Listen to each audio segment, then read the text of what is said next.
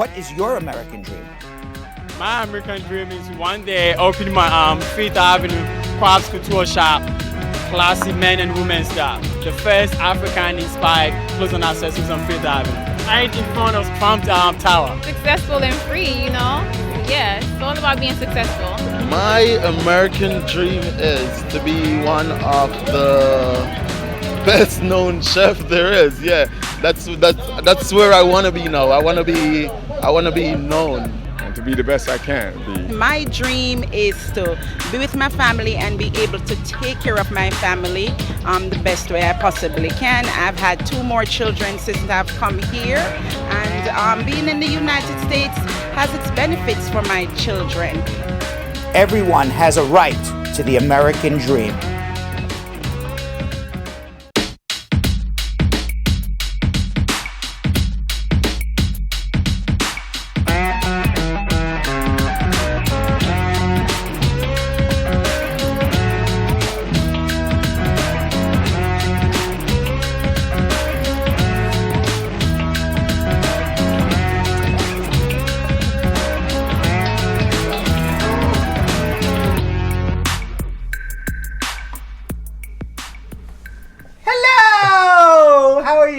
My iPad.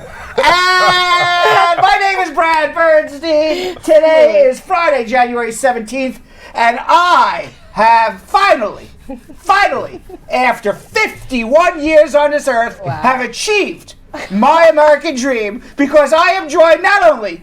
Wait, come back to me. I am joined not only with the beautiful Brad Squad, who's watching right now, but also now there's the surprise, Yonathan, Yo-Yo, Elias, and Vanessa, Nesquick, Contreras, all of us in the studio, one big team, 3 musketeers, all for one. And one for all. There you go. Yo-Yo, it's just not as warm and cozy when it's not both of us. You guys make me feel Brad. so special. Brad was really hurt. He didn't know what to do without you. I saw. You know, I'm the newbie in town, so it's just like, but good. Nothing like his road dog. That's my boy. It's you.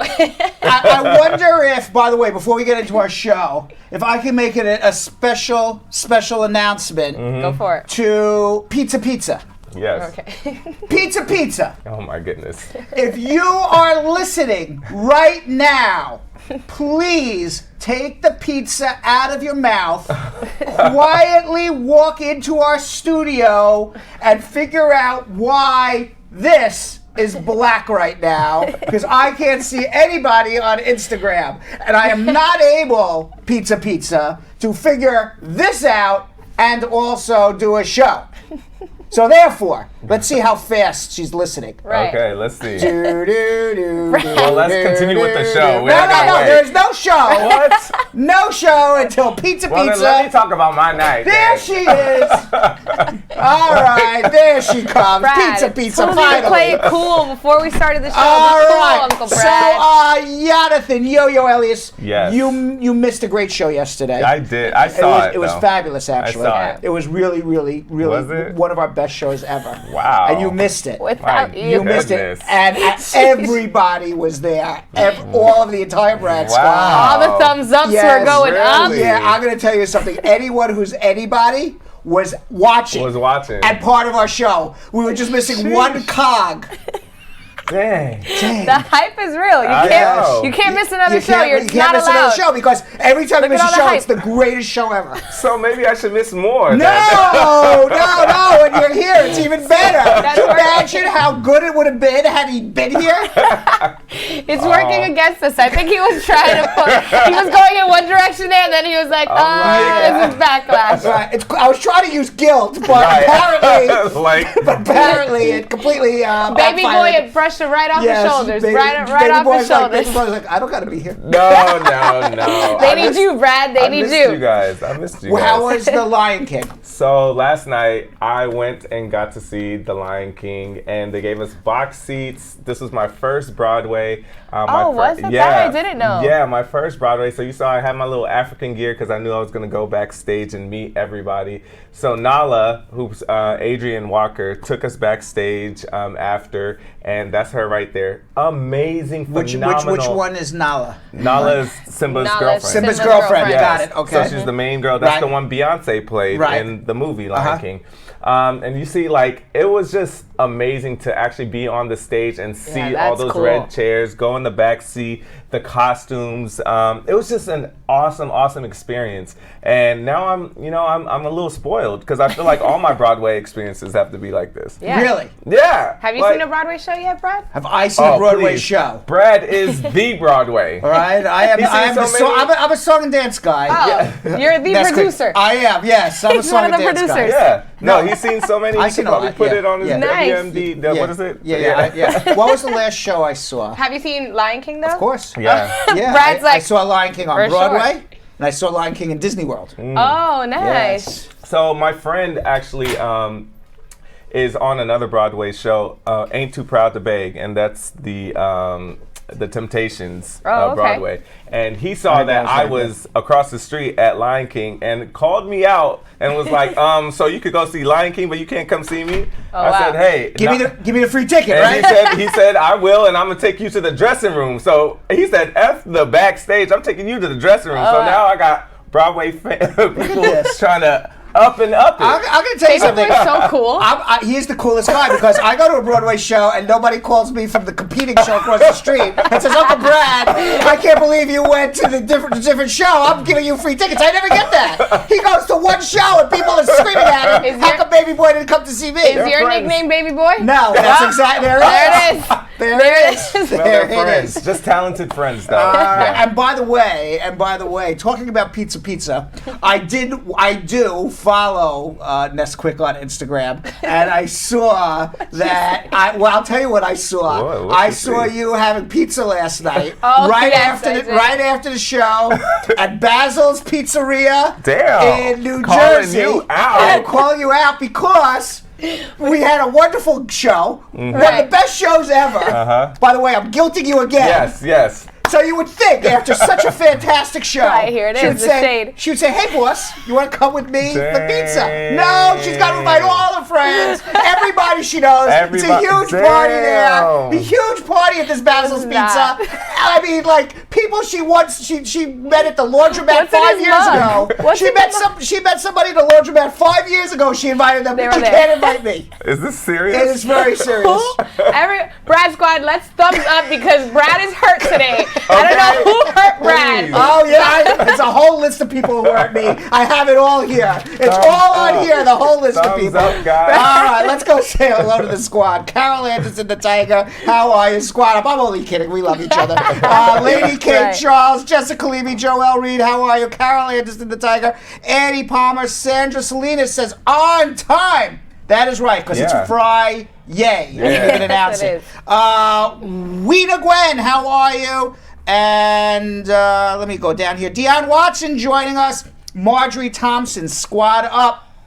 Donna Bless, squad up. Tamika Nelson, pop it in. Dawn Harriet and Sandra Salinas giving Yonathan Elias 1, 2, 3, 4, 5, 6, 7 whole stars. Ooh. 7 whole stars for Yonathan Baby Boy Elias Good luck, from Sandra seven. Salinas. You're greater than 5, friend. Look Yes. at you. 7 out of 5. Ma Dukes, how are you? Squad up. Marge Higgs, Christy Consali, Cher Webley. Who else we got here? A lot of people saying hello to each other. Cece Mitchell. Have we seen Cece in a while? I haven't announced her name, but maybe she's been watching. Yeah. Andreen Spence, Chetty Manbordi, how are you? And Prince Yahoo Dowda says, can we call? The answer is yes, you can call. And the telephone number is 1-800-529-5465. You can also, if you're outside of North America, you can dial 1-212-227-8933. On YouTube, Cindy Albert, how are you? A guy by the name of Yonathan saying squad up, family. Bax Young, squad up. Vanessa Contreras, also known as Nesquick. We were See my supposed to sign? have some Nesquick in our cups today. Somebody forgot. Great. Somebody forgot. Who was supposed to bring it? I don't know. Because I would have been down for that. You know what? You know what happened yesterday after the show? We were all high-fiving each other because you know, I forgot to amazing. tell you, Yonathan, Filament. was the best show ever. You know what? missed I feel it. like I'm just gonna so we head on out. were high-fiving each other like, what? Yonathan missed the best show ever. And we said, you know what? Tomorrow we're going to have Nesquick in all our cups. Everyone's Right. like, yeah, we're going to do it. And then we all left and nobody actually said who was actually going to Right, get but it. the idea was there. Correct. Back it up, Okay. Ricky. Squad up. Pandra Lindau says, good evening, Brad crew. Andreen Spence on YouTube. And Counselor from Jamaica has a question we'll get to you in a little bit. I am told we are live on Instagram. Is that correct? Yes. Yep. I don't see it. So why don't you go say hello to the Instagram squad. We have Okay. Jilly Bean, of course. We have Sexy Yeah Yo. We have CHN_NJK saying Super Squad. I like that. Super Squad. Right. With I like that little with arm the there, little, nice yeah, and strong. the little nice strong arm. We definitely got Chrissy Consali. So Look is at her, Chrissy she's Consali jumped. double fisting with a foot? Is she? Is she on YouTube? baddest. I finally got on Instagram. I see Remember? you. You The just word joined. we I used just yesterday joined and I'm going was to say hello. loyal. What? Christy, she's loyal. She is loyal. She's on Instagram. She's on Facebook, I think. I think we came up with that yesterday in our greatest show ever that you missed, Yonathan. What? We said, you know what? When you are watching on YouTube on At Brad Show Live, and you are watching on Facebook at Brad Show Live, and you are also watching on Instagram at Brad Show Live, you are double fisting with a foot. We said, you know what that shows? Loyalty. And you know what Definitely. loyalty shows? What we came up with? What? You're loyal to the show. That's what we came up with yesterday. We're sticking to it. We was at right. Wow, that was Told you it was brilliant. so creative. Yes, and while you were basking in your Lion In the King, jungle. in the jungle over there on Broadway. That's what we're doing. Why don't you tell everybody what we need to do while we get ready for some schmoozing? All right, It's silly. everybody. It's silly today. It's It Friday. is, right? Yeah. Friday. Yeah. It's good vibe. All right, everybody on Facebook, on YouTube, on Instagram, all social media platforms. First things first, I need you all to join the Brad Show Live Facebook fan page. You guys will get the first 5 questions that you can ask anytime within the day. And then you put that in there, you put your question in there, and we will ask those questions. Those will be the first 5 questions we ask even before any of the social media check-ins. All right, so that's first things first. Now, Facebook, we need everybody on Facebook to share. This is Friday. All right, so we need everybody to know that this is the last show of the week. You cannot ask no questions tomorrow, none on Sunday. Not during the weekend. Not during, because we ain't here. All right, we're not here. So make sure you share it to everybody so they can get their last chance to ask a question for the week. Share, share, share. Very easy. Click the little share button, little arrow, share it to anybody's page, share it to an inbox, share it to a group. You can share it to anybody, any and everybody, even if you don't think they might not need any help. This is also infotainment. We say that it's entertainment. We talk to you guys. We talk about so many different things. So just let them figure it out if it's for them or not, all right? So share to anybody you think might enjoy this. Also, like, love, smiley face, sad face, wild face, mad face, whatever emotion you guys are feeling. Make sure you show that. We want interaction. We want you guys to talk to each other. Comments. What's up? I have a public service announcement. Here we go. You weren't here for this yesterday. On Instagram, by the way, I don't want to forget to announce about our contest, which we are going to pull out of the machine on Wednesday. A lucky winner who's going to win a free consultation with me at a value of $200. What is the post that you have to watch? Look up on Instagram. All right. Nesquick. So on Instagram, we are looking into our posts that we have posted 2 days ago about the Liberian amnesty. It is going to be a blue icon on the Brad Show Live. First things first, you have to make sure that you are, number 1, following the Brad Show Live. Number 2, you need to like that particular post. And in that post, guess what you have to do? What we love to do most here, share with 5 friends. Make sure to tag 5 people. Easy. Tag 10, tag 20. And that will automatically have you entered to win a free consultation with Brad. Yeah. I'm done with my public service There announcement. you You go. can continue. And All then right. what we didn't get to Was YouTube. yet YouTube. is Yes. YouTube. Yes. That's my little shingle. That's good. So first things first, we need you to subscribe on YouTube. Turn on that notification bell so that you know when we are on live every day at 5:30 for the most part. Yeah. And make Good. sure that you also share on YouTube as well. You can share that this is on live right now because again, you never know who needs to hear the answers to these questions just like you. And also, Thumbs up. Thumbs So up. that was a big one yesterday, Yo-Yo. Right now, friends, we already know. We are at 15 thumbs up on YouTube and on Facebook, 11 shares. I feel like we could do a little more or Brad won't be answering questions. Public service announcement. what's up? He won't be Brad answering answers, we're going to schmooze first, but Brad answers immigration questions once we reach at least 35 thumbs up on Minimum. YouTube and at least 50 shares on Facebook. That is the minimum it takes for Brad to give an answer. In the meantime, I'll schmooze. Brad can schmooze all day. listen, I feel like it's okay. fair. It's That's fair, justified. right? Yeah. I'm giving out all this great information. The least The people can least do. that people could do. All right, it's called the contract. All right, it's called the contract. Right? It's a quid pro quo. You got to give a little to get a lot. All right, I'm giving you a lot. I'm just asking for a little. I agree. All right. I agree. All right. All right, so now, It's before, I need you guys all to share who's ever watching on Instagram. We need to build that community right there. We need to build the Brad Squad on our Instagram. So go to Brad Show Live on Instagram. Click on the little icon. It is a live show of this right now. DM that to all of your friends. All right?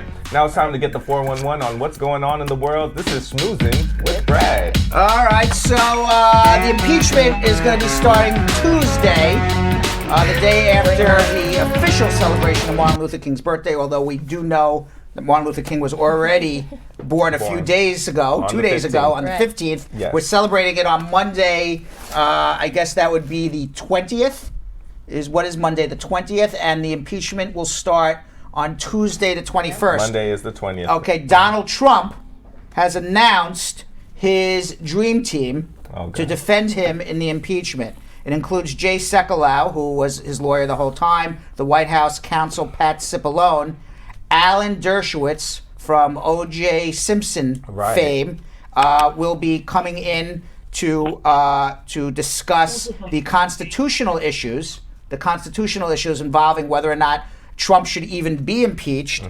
and Ken Starr. And Ken Starr, he was famous for being the prosecutor that prosecuted Bill Clinton in his impeachment. Wow. So that is What a lineup. Yeah, that is the lineup for Donald Trump in his defense. Do you feel like any of his lawyers actually believe him, or like, I think or they're as a just doing lawyer. it for money or their own gain? I personally think that he's hoodwinked so many people. My personal opinion is that he's an evil man, and that people who are following him, not necessarily evil people, but when you're talking about threatening to bomb Iranian cultural buildings that have been standing for 2,000-3,000 years, and then the government says, Trump, you can't do that. That's a war crime. And he says, who decided that it would be a war crime? The United States. Okay, the United States fought for that so that we would not be bombing. That's what ISIS does. Right.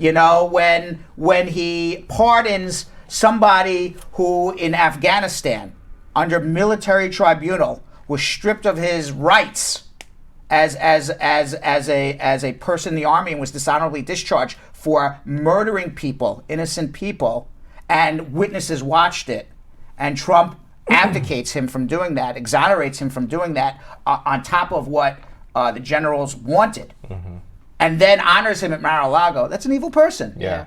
I mean, I'm just thinking about the things he just did recently.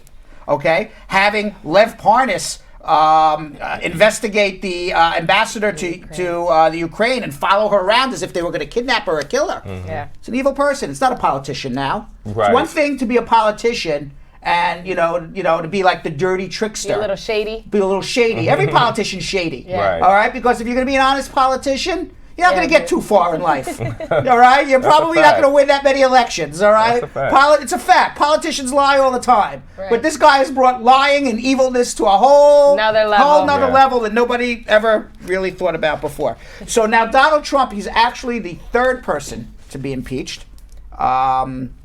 Johnson, President Johnson, who was the president after Abraham Lincoln, Yep. Bill Clinton, and now Donald John Trump. We just learned that yesterday. Definitely did not know. Yes, we definitely He's a did not John. know that either. We learned that yesterday. He's a Now John. everybody says, what about Richard Nixon? He was never impeached. No, Before he got impeached, he resigned. Resigned Yeah. before. He was a smart one.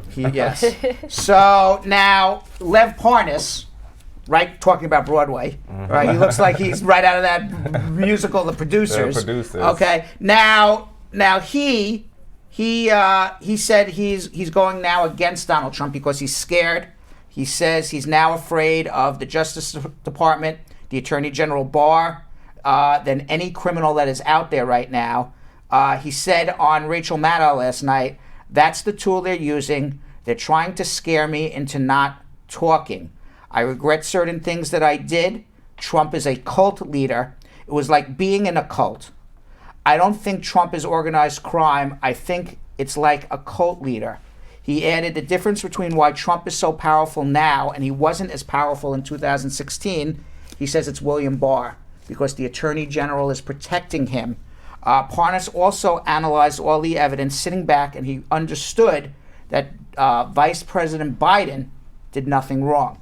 He says, I think Biden was protecting our country and getting rid of probably a crooked attorney. Parnas has bounced between media outlets this week, making a series of bombshell claims. He wants to come testify at the Senate trial. What's interesting is that here's a guy with firsthand knowledge, and nobody's calling him. And the reason they're calling him, because Trump always goes back to the same defense all the time. He seems to hire crooks, crooked people. Yeah. Okay, and then when they get caught, crooks get caught being crooked. He says, this guy's a fraud. He's a crook. He's You smart. can't trust what he says. He did that with now Lev Parnas. He did it with Michael Cohen. He said, Michael Cohen's a convicted fraud. Right. Why would you trust him? Well, Michael Cohen was committing fraud on your behalf, Donald Trump. Sure, when it's convenient. Exactly. He was committing fraud for Donald Trump because Donald Trump asked him to pay off Stormy Daniels. Lev Parnas was following the ambassador to Ukraine because Donald Trump asked him to do it. Because I'm of you. gonna tell you this right now. Donald Trump would not last a second in the hood because he come for is him. doing some snake and shady stuff. Like, man, that guy, and I don't understand how he just keeps on getting away with it. Well, according to Lev Parnas, he says he believes that many of the Republican lawmakers are just afraid of Trump or afraid of an investigation by the Justice Department that's run by Attorney General Barr. That basically they're scaring everybody into staying in line. He says, and I'm quoting, I mean, a lot of people are scared. They don't want to get investigated. Republicans in the Senate are still divided on whether to allow witnesses to be called. We'll see if this guy gets called. Parnas then went on Anderson Cooper after Rachel Maddow. He's been making the rounds. Oh, he's making his rounds. Yeah, he said, I should be their number one witness. I'm the one that got all the dirt, supposedly. Why aren't they calling me to testify? Why do they need Joe Biden to testify? Call me. Right. So, I mean, the prosecutors can't call him. Well, it's by Senate vote. So right now, there are 52 Republicans or 53 Republicans and 47 Democrats. So you need 4 Republicans to cross cross over, over. and so we'll see what happens. There's a lot of Republicans who would probably want to hear the witnesses, and they're caught between being investigated by the Justice Department if they go against Trump, versus it's like almost like versus satisfying their own constituency. And also satisfying their obligations to the Constitution of the United States of America. So why can't it be like anonymous, like them? But that's not the way it was set up. Right. If it was anonymous, Trump would be impeached. That's what I'm saying. So Yeah, why if can't it they was do that? anonymous, Trump would be impeached. How long will this trial go for, you think? Well, it depends. This is the first trial where there's still investigation going on. Right. Then this is really the Republicans' contention.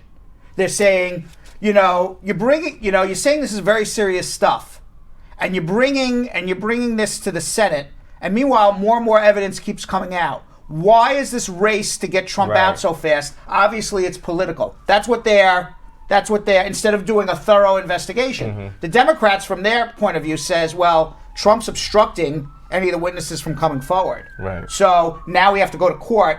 That court, going through the appeals process could take 2-3 years. Trump will be the president for 3-4 more years before we get to the bottom of all of this. So we just got to go with what we got. And that was the decision that they made. So, we'll see what happens.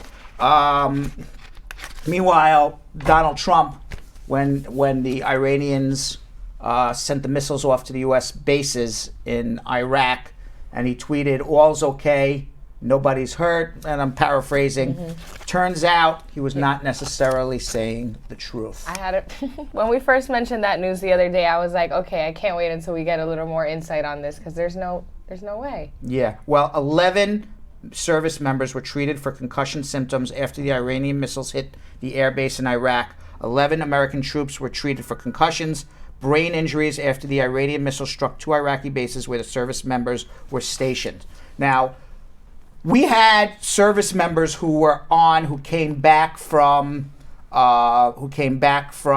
Afghanistan with head injuries, and they had tremendous post-traumatic stress disorder. Right. We interviewed 2 of them on Brad's show live. They ended up in a life of crime, being in the wrong place at the wrong time, doing dumb things, and then ended up getting deported after they were serving. Oh, wow. All because of head injuries. Right. Yeah. And now we have 11 more members. I hope that they're being treated better now than they were, based on what we heard when people were coming back from Afghanistan. A spokesman for the United States Central Command said while no U.S. service members were killed in the Iranian attack, several were treated for concussion symptoms from the blast, and they're still being assessed. This is what Trump said right after. He said, "I'm pleased to inform you that the American people should be extremely grateful and happy. No Americans were harmed in last night's attack." Not true. Gratitude. Not true. All right, Donald. Meanwhile, did you hear about the Delta flight that dumped the gasoline over the kids? Yes. No. Yes. Yeah, isn't that terrible? Yeah. Yeah. A Delta pilot bombarded an elementary school playground with jet fuel before making an emergency landing at Los Angeles International Airport. Oh, wow. They failed to notify traffic control of the need to get rid of the fuel and did not dump it at an optimal altitude. This is what the FAA says. Pilots, now, what happened was there was a malfunction in the plane. Plane had to land. This plane was on its way to Asia, I think Singapore. Okay. And it has a full gas tank. You can't land a plane of that size, a big jumbo jet of that size with a big gas tank, because sparks could light the gas tank on fire and blow the plane up. So every time, you always see when there's a plane emergency, they have to dump the fuel first before you land to avoid having a spark and blowing the plane up, because you can't land it with a full tank of gas. Now, obviously, there was an emergency. The pilots panicked, I would guess, and said, "F it, we got to dump this fuel and get on the ground," and didn't even look, Not even look. Didn't even look to see where they were dumping it, and dumped it on an elementary school playground while the kids were out there playing. All the kids got bombed with jet fuel. Yeah. Oh, wow. That's insane. So the FAA says they're continuing to investigate the circumstances behind this incident. Now, Delta made national news Tuesday. So that's what we just talked about. The Los Angeles County fire officials said scores of people on the ground, including students at multiple elementary schools, were treated for eye and skin irritation. Decontamination stations were set up. Wow. No injuries required hospitalization. But you want to know what? You don't know what ultimately is going to happen in 1 year, 2 years, long term, to children who are growing, whose genetic makeup is changing, to get dumped with jet fuel. That's insane. Yeah. I don't know. I would be scared for my child if that happened. Absolutely.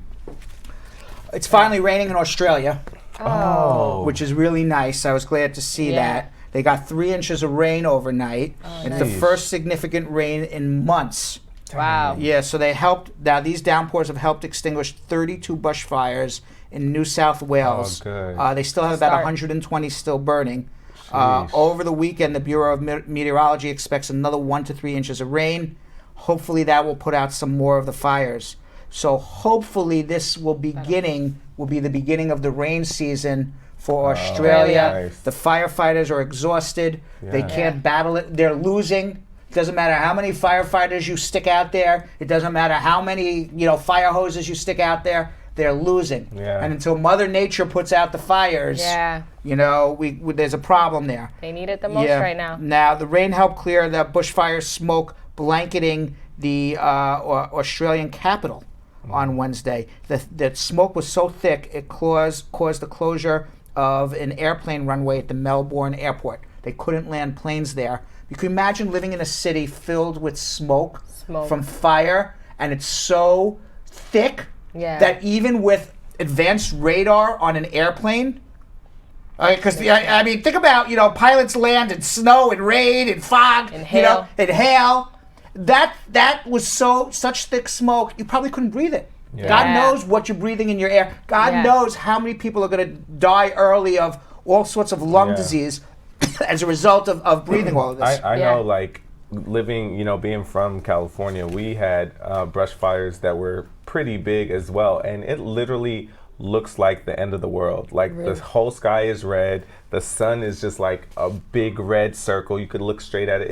It looks scary, and it will last for like a couple of days, but the fact that this has been lasting for months, I couldn't even imagine that. Well, it says here that the Australians are finally jumping for joy because they couldn't handle living like this anymore.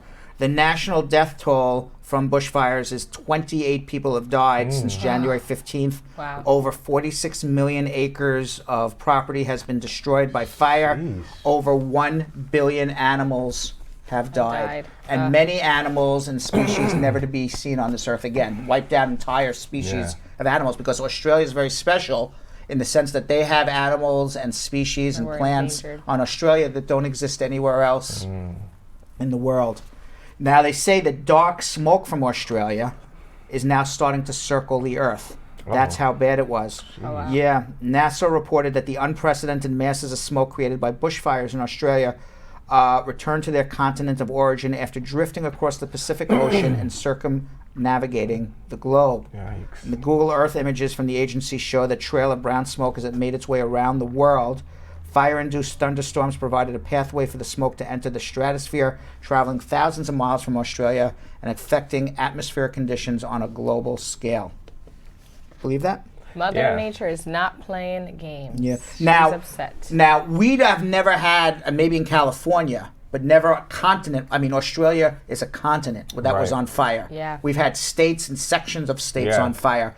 We've never had North America on fire. Okay. So, and in the USA, about 20,000 people die prematurely every year because of chronic wildfire smoke exposure. Wow. Yeah. Now, that's likely to double by the end of the century. So you can only imagine what the population of Australia is going to happen to the population of Australia as a result of not only these bushfires from this year, but the ones that are going to come next year and the year after and the year after.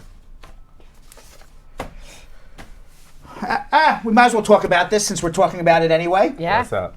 The world's carbon emissions grew to 2019 to the highest levels ever. So anybody who says that we don't have an environmental issue, a global warming issue, it's just not true. The facts speak for themselves. It's happening before our eyes. It's happening before our eyes. And the fires in Australia is a prime example. The amount of carbon dioxide released by burning fossil fuels, gasoline, oil, is projected to hit 37 billion tons. For all of the conservation that the world is doing, we have polluted the atmosphere more this year than in any other year in the history of the world since Adam and Eve. Wow. What? Yes. Wow. The last time carbon dioxide levels were this high? Never. Wow. Yes. That means the entire world's civilization carbon emissions are going up, just like the Earth's temperature, just like the Earth's sea level, and just like the rate of ice melting in Greenland, Antarctica, and the Arctic Ocean. It's warm. So, and now, USA Today listed the top 5 countries doing the most for climate change. I am sad to say that the United States is not on that list. Yep. Number 1 on that list is Denmark, Okay. followed by Finland, Norway, New Zealand, and sadly, Australia, which is shocking to me because the Prime Minister of Australia, Morrison, Right. it was an anti-environmentalist. But that's according to USA Today. Meanwhile, did you hear about this fat cat, No. Bazooka? No. No. Yeah, well, there's a cat, and he has a weight problem. He's a 35-pound, there he is, a 35-pound orange Oh my tabby God. cat. He's appropriately named Bazooka. He arrived with a lot of pomp my and circumstance at a North Carolina shelter this week in preparation to begin his epic weight He doesn't loss even journey. have a neck. Yes, Bazooka, they're just like putting Bazooka on a diet. Oh, wow. Yes. Jenny What's he Craig. eat? Jenny I Craig don't for know what cats. he eats. When he arrived at the Wake County Society for the Prevention of Cruelty to Animals, he needed 2 people to carry him in. Wow. His foster mother, Michelle Barry of Raleigh, sat patiently in the lobby Wednesday afternoon while Bazooka laid there for photo shoots and interviews in a nearby room. Now, I don't know how you interview Bazooka the cat, but apparently people were coming in to He interview had him. things Wow. to say. So what I've decided to do, because I got to lose some weight myself. I remember we did the Brad weight challenge and I Yes. didn't do it. Yeah. Look at There it was. Yep, there I am. Remember that? That was Yes. me with the Brad Wow. weight challenge last year. It didn't really work Wow. out very well. So now, right. now I have been challenged by the entire crew. Who's going to lose more weight, me Or Bazooka the cat? Right now, I believe in you, Brad. right now, I want you to know all the money coming in is coming in on Bazooka. Yeah. All the money's coming in on Bazooka. There's not much money coming in on his bet for Brad. On Brad's defense, Yeah. yesterday we ended the show and he's like, I think I'm going to walk home. We all looked at Brad and said, it's cold outside. He said, I guess I won't walk home. That's right. I ended up taking a taxi. There you go. Right. I bet you Bazooka would have walked. That's right. Bazooka would have rolled home, baby. Exactly. Yeah. All right, and finally, you heard of you know who the Salt Bay guy is, right? Yes. Of course. Right? Yeah. Right. Yeah, he does. at He the does Salt the. Bay. Have you Look. been there? No, the You restaurant. have. Yes. I heard is he treating the crew? No. When we win our Emmy award. Yes, that's what he said. Right. When we win our Emmy award, I'm treating the crew, the entire crew, at Salt Bay. But one Okay. thing I will not treat them to is the gold-plated steak. Oh God. Yes. he Now, did? yeah, Oh. customer at the Salt Bay in Miami. His name is Dwayne Miranda. He was stunned after he ordered the gold-plated steak, and at the end of his party, he got a bill for $5,000 for the steak. What? Yes. Now, Steak Bay, it's called Nasser Et. It's known for, the guy's from Turkey. Yeah. And it's known for its signature tomahawk steaks in which the meat is cut table side. The restaurant owner performs the task himself on nights that he's in town. And the restaurant owner, his name is Nurset Gokshi, but he was earned the nickname Salt Bay because he does the special Right. thing with the salt. Seasoning. Right. Now, the gimmick has made him a big social media hit. A lot of people go there. But this Florida man, Dwayne Miranda, visited the Miami location, fully aware that dinner was going to cost a lot of money. There he is. In fact, in speaking to the Miami Herald, Miranda stressed that he's no stranger to a $1,000 meal. He knew what he was getting into. But when the check arrived, Miranda was shocked to see that he had been charged $2,000 for 2 24-karat gold-coated, highly marbled Wagyu tomahawk ribeyes, and another $1,000 for a rack of lamb, which was also covered in gold. Now, he did indeed order 2 tomahawk ribeyes, he claims, and he did indeed order the rack of lamb, but he ordered the economy version for $200, not the gold-plated one Oh, so that's their for fault. $2,000. He told the Herald that when he received the gold entrees, he thought the embellishment was simply part of a standard presentation. He didn't realize that this was the $2,000 gold Not the one. basic steak. Yeah. So when the bill arrived, Miranda figured out what had happened, and he was pissed off. The house special. Yeah, he disputed the bill. He declared his group would leave until the golden upcharge would not leave until the bill was changed. The restaurant called the police on him. Wow. wow. Yes. So after an hour with the police, Miranda and his 5 companions agreed to pay the bill, though he disclosed on Yelp that he asked American Express to dispute the charge. In his Yelp review, in which he refers to the Salt Bay as a communist-loving, piece of crap. Wow. Miranda says he believed the waiter was trying to take advantage of the situation, and apparently Nasser at Miami have contacted law enforcement 11 other times over billing disputes since it opened less than 2 years ago. They're going to have to communicate their prices. Yes. Now, I will say, Those are those restaurants I have where eaten you there. don't It is the best have steak I ever ate in my life.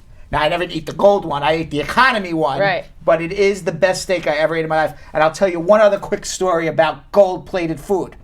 When I was in Dubai several years ago, I was with my ex-girlfriend. We went into a hotel, and she said, "Oh, look at this on the menu. You can get a gold-plated, gold-covered cappuccino." And I said, "Don't you order that gold-covered cappuccino." True story. I said, "I'm not paying $500 or $1,000 for no gold-plated cappuccino. What are you, out of your mind?" And she goes, "No, it's not $500." I said, "Absolutely. It's going to charge you like $500,000. I said, "I will be so angry at you if you order the gold-plated cappuccino." How much was it? So I have a whole fight with her. We're like ready to like strangle each other across the table over the stupid gold. I was like, "I'm absolutely not paying for it." I said, "You're on your own. Goodbye. You pay for it yourself." So she's like, "Oh my God, blah, blah, blah. It's not going to be $500. So then we finally asked the waiter. And in Dubai, the gold-plated cappuccino is $11.95. It's true story. I'll take the cappuccino. So we both ordered it. So then I'm like, for $11.95, I want to have the gold-plated cappuccino too. Right. I'll take 2. And I'm going to tell you something. You don't taste the gold. Of course not. There is no. I'll tell you what it is. It is the biggest gimmick in the No, world. it's not a gimmick. It's a photo op. That's exactly what it is. It's Yeah. a photo op. It's showing the world, your Instagram world, You're your rich. Facebook, that you're rich, you're living a lifestyle. This is something that you can't do, you've never done. That's all it is. You Damn, don't I taste it. didn't take a picture of it. You have. Oh, what? That's the reason That's why the you do it, whole not just to point. drink. I had no idea. I said, all right, I'm going to drink it and see what it tastes like. I know this place in Jersey where they do gold-plated, gold-covered chicken wings. So we can start there. We talked about that. We did. Start that. Yeah, it's like $500. We talked about that. Oh, I didn't know the price. Look, Yeah, right, look, we You talked- see talking. you see me trying to get a little dinner going. Right. Let me tell you something about us here at the Brad Show Live. Wednesday, we're talking about sex, and the other 4 days, we're talking about food. you All right, go. that's what we're doing here on Brad Show Live. That's all what the right? squad tunes in for. Absolutely. All right, why don't you tell everybody what they need to do so we can get ready to answer some immigration questions. yeah. Yeah. All right, everybody. You already know what time it is. Everyone. Oh yeah. Public up? service announcement. I'm not answering any immigration questions right now on YouTube. We only have 29, We're almost there. 29 thumbs up. I don't even know what we got on Facebook. Just letting you guys know. Go ahead, do what you need to do now. Okay. Well, you guys already know what you need to do in order to get Brad to start answering your questions. We're gonna protest. Right. Protest. Listen. By the way, we won't do nothing. public service announcement. Dawn Harriet wants to know if I apologize to her. Every day I apologize to my girlfriends, okay, on a daily basis. I don't have any right now, but when I do, I'm always apologizing. Go back, all right. Squad, let's get to it. All right, everybody, on Facebook, first things first, we need you all to start your watch parties. Watch party. All right, you already know how to do it, but if you don't and you're a newcomer, a new squatter, I want you to look at this graphic right here. All you have to do is click share, an option down will say start or host a watch party. What this does is it takes the video from our page and puts it on your page, and you are the host. You are the Brad Bernstein. All right, so I want you guys to invite all Brad of your Bernstein. Yeah, you are, because you're literally inviting people one by one to that watch party. All right. It also sends a ding notification to all your friends online. But most importantly, I want you guys to go the extra mile, the extra step, and actually invite your friends and put them in, or even add them inside the comment section and tell them to come into this main section so they can ask their questions as well. It's Friday night. Why not have a watch party? Why not Right. grab all the information that Brad is about to come through with right now? He's warming up. I need to see these thumbs up though. I We're at know. 32. Now every day we're gonna get a little closer. If we reach 35, Brad, will you answer these questions with a smile? I will. So we Come need to on. get moving on that. Oh, I have a more. public service announcement also, because I just got to clear the air here with Sandra Salinas. When I meant girlfriends, I don't have multiple girls at the same time. I am a one-man, one-woman guy. I was just saying in the past, whoever I was dating at that moment. Thank you for There you clearing, go. All right. clearing the air. Thank you. Yes. Squad on YouTube, you already know what you have to do. First things first, make sure that you subscribe and turn on that notification button so that you know when we are on. Let everyone know that we are about to answer your immigration questions, so share your YouTube stream and let your team know that we are about to get started on our favorite part of the show. And we are at 35 thumbs up on So it's YouTube. time. And what about Facebook? We ain't even worried about that right there. What do you We mean don't we're have- not worried about it? Because Facebook, We're starting you the know, watch Facebook, parties. They're starting watch parties. starting watch They're parties? They're only at 38 shares. They're all right? working. So, yeah. Give 'em Facebook, a you guys second. gotta do better. I mean, but I don't know, Brad's not convinced, Yo-Yo. Oh, we're We definitely can not do gonna all the get- hype we want, but We're not gonna get to 50 shares before we need to do the show. It's 6:30. So what we're gonna do now is go to the next segment. This is where you guys call in and get your answers to your immigration questions. Brad is waiting on it. And he's gonna do it with a sad face. We're at 35, at least 35 thumbs up on YouTube, guys. They're coming. I can feel it. The energy's on their way. Make it good, Brad. Where we at with sharing, guys? All right, let me see. Everybody on Facebook, come on, just share. Start sharing. Tell a Close up, friend. close Tell up, a friend. close Tell up. a friend. Close up. Come over here. Come here. Not happening. Come, there it come is. here. There it Come goes. here. Share. Share. He's like, that camera's going right up your nostril, Right. Yo-Yo. Are we watching this party? Or are we starting this watch party? All right. I'll We're answer the close. questions. We're at least at like 30 All something. right, I'll answer the questions. You twisted my arm. Thank you. Once I gotta look up Yo-Yo's nostrils, You're right. I'm like, all right, Okay, fine. it's time I give in. for me to. You win. You win. Thank you. Uncle. Thank you. Right, I'm Uncle Brad. Yeah, Uncle. You know, Uncle. like when you say Uncle. No, Let no it go. more. All right, let's go to Rhonda in San Jose, California. Rhonda. Oh, hi, everyone. Hi, how are you? Good. I have a question. I had filed an I-130 petition for my husband, and we had made plans to go on a cruise because I thought he was going to be here in April, but he's not going to make it because we had to refile. And I took his name off the cruise and put my friend's name on, and he seems to think that's going to be a problem with immigration. Can you confirm if that's going to be a problem or not? That you take a cruise with your friends? Why would that be a problem? Yeah, that has nothing like to he do. That thinks hasn't. that because that, I took his name off. No, that would have to do with nothing. You're entitled to go Thank on a you. cruise with a friend. Just tell him, is this friend a man or a woman? It's a woman. Okay, so then then he doesn't even have anything to be jealous about. I thought maybe Right. I So thought we don't maybe you have were to going to go say to it's my divorce court. male Thank you. friend, and then I'm like, well, you know, the guy may be a little jealous. You go with a male friend on this cruise instead of your husband, but you go with a girlfriend. Big deal. Enjoy.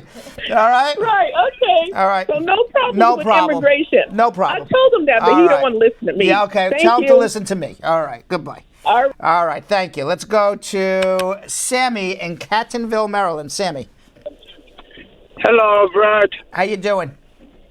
I'm good, and you? Good. What's going on? Yeah, good. Please, I have a question. I filed for VAWA on April 29, 2019. Then after 1 month, I got a request for initial evidence, which I sent back on June 20th of June. And it was received on July 1st. So this is more than 6 months now. I have not received the prima facie. Is it right? Or I'm just being curious. Like I have not. Well, if you didn't receive the prima facie, maybe there's a problem with your case. Maybe you didn't submit enough evidence. I don't know. But yeah, you should have gotten a prima facie. Somebody should have reviewed it at some point. Did you file an adjustment with it? Already, I have an adjustment. So. Okay. Yeah. So my concern would be that maybe you didn't submit enough documentation for the prima facie. You know, it doesn't happen automatically. They look at it and they say, okay, it looks like you have a good case. But if they look at it and they say, well, I'm not sure about this case, they're not going to send you a prima facie. So maybe that's what happened. I don't know. I think maybe, Sammy, you may want to have a consultation. Let us review what you're doing. Okay. All right, hold on 1 second. Let's go to Samantha in Environment and Baltimore. breathe. Samantha, how are you? Hi, Brad. How are you? Good. What's going on? So I have a pending VAWA, But previously, my husband had filed for me and my son before the VAWA. Wait. You have a lot of noise in the background. Previously, what happened? Okay, so I have a pending VAWA. Right, I hear that. Previously, my husband had filed for me along with my son. Okay, got it. But, Never finished the case, obviously. He's in Jamaica. And I was wondering if I could withdraw the petition that he filed for him and try to apply for him to get a visa. I'm not sure if it would be possible. No, your son's not going to be able to get a visa, but once your VAWA case is approved and your son is under 21 when it was filed, you can transfer your approval to wherever your son may be, and he can follow to join you with a green card too. Oh, yes. All right? All right. But he's not going to get a visa. All right. Thank you. All right. Let's go to Frank in Chicago. Frank. Hey, Brad. How are you? How are you, Frank? What's up? I'm good. Nice show, man. I love the show. Thank you. I watch it every day. Appreciate it. Thank you. To Yo-Yo and Nesquick as well. Oh, thank you. And by the way, Frank, the best thing you can do for us is spread the word to everybody. Oh, I do. Thank you. You know what? The 35th like was me. What? What'd you say? The 35th like on the YouTube was me. Okay. Now you're the third. All right. So if you didn't hit the thumbs up, nobody. Everyone should thank you for me answering questions now, right? Yeah. Thank you, Frank. You know what? I love your show. Thank you. Thank you. And you know what? You're doing a great job with helping out people. It's just fantastic. I'll get to you. And I'll be honest with you. I enjoy doing it. So when you enjoy doing something, it just comes natural. So thank you. I appreciate it. Well, that's true. Yeah. And you know what? You'll get rewarded for this. I hope pretty so. Sure. I hope so. Yeah. I hope so. Okay, you listening? You listening up there? All right. What's going on? All right, Brad. Here's my question. What? So I'm going to be filing for my N400 this month. Right. And 5 years ago, I got into a case. I talked to you about this earlier as well. I got everything, court disposition for the Class B misdemeanor and everything. It was a Class B misdemeanor, you said? It was just 6 months of unsupervised probation. It was 6 months of. It was a selling tobacco products. Oh yeah. I vaguely remember. Yeah. Now you remember, okay, right? So how long ago was this? This was 2014, okay. And my probation was I'm still married to the U.S. citizen, and my probation ended in 2016.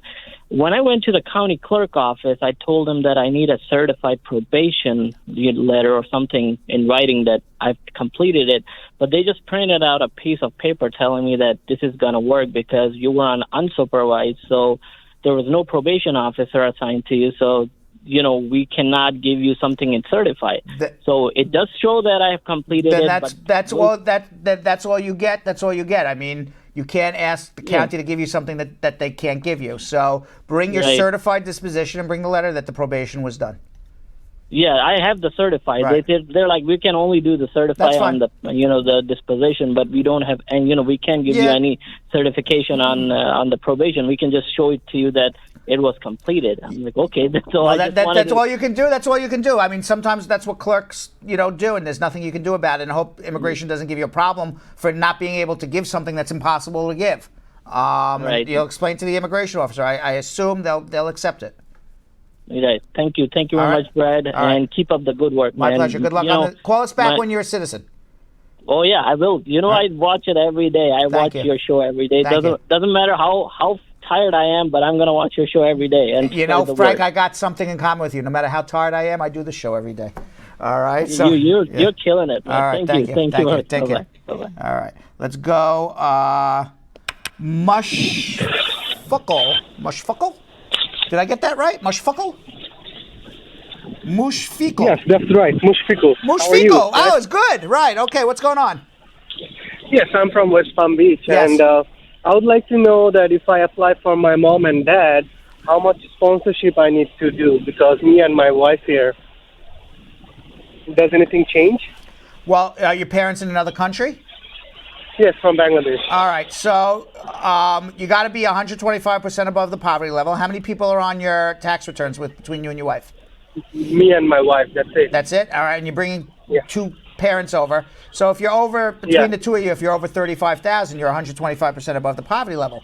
Except if your parents are elderly, they still have to be able to prove they're going to be self-supportive and not be able to take any government assistance. So most likely, because they're elderly, you're going to need to show that they have medical insurance, or that they are completely healthy at the moment, or that if they're still young enough that they could get jobs, or maybe jobs with health insurance. You know, there's that extra step now. Perfect. Yeah, okay. That's a new step. I thought the sponsorship changed, and I thought it required more than 50,000. No. If you're over 65,000 between the two of you, that puts you in better shape, more positive attributes towards your case, or positive equities. My sister is 16 years old. She will take more time to come here. My mom and dad have to come here and apply for her. Correct. Right? Correct. And my brother is here already, so what he can do? How old's your brother? Apply for him? How old's your brother? Over 21, 22.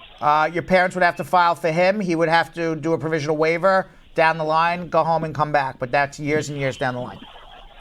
That will take more than 5 or 7 years? Yeah. It's water under the bridge now. But what you should have done is, before your brother was 21, did a SIJ. Before he turned 25? 21, you could have done a special immigrant juvenile case.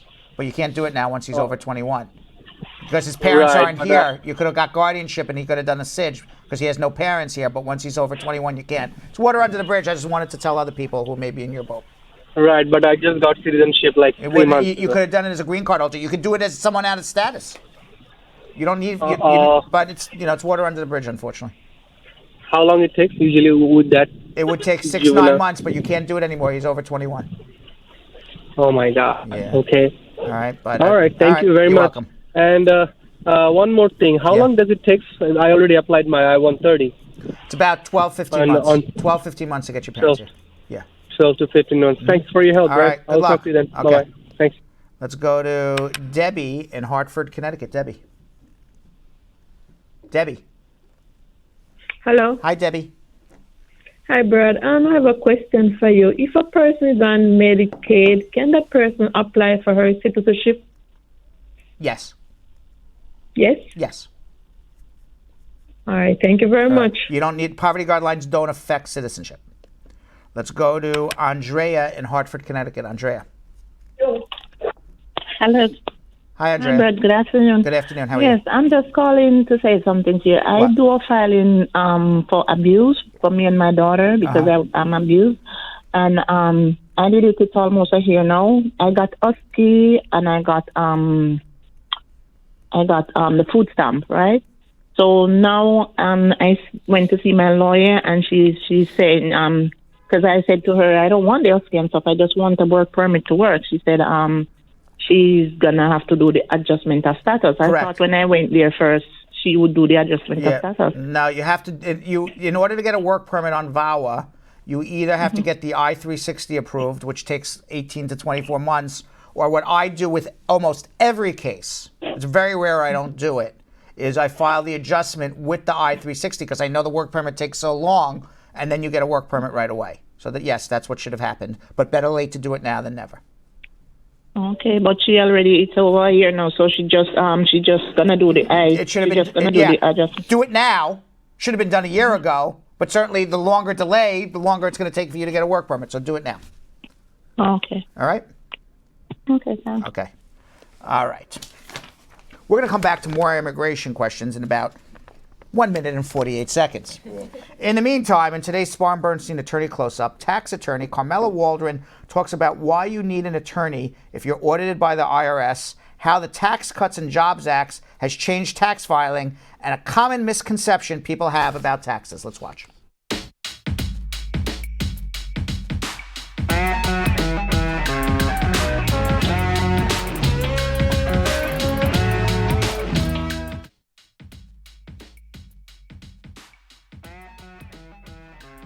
The tax code is very complicated, and the IRS is only looking to collect the most amount of taxes that you owe. If you hire an attorney, someone like me, who is very knowledgeable about the tax code, it can help you save money in taxes.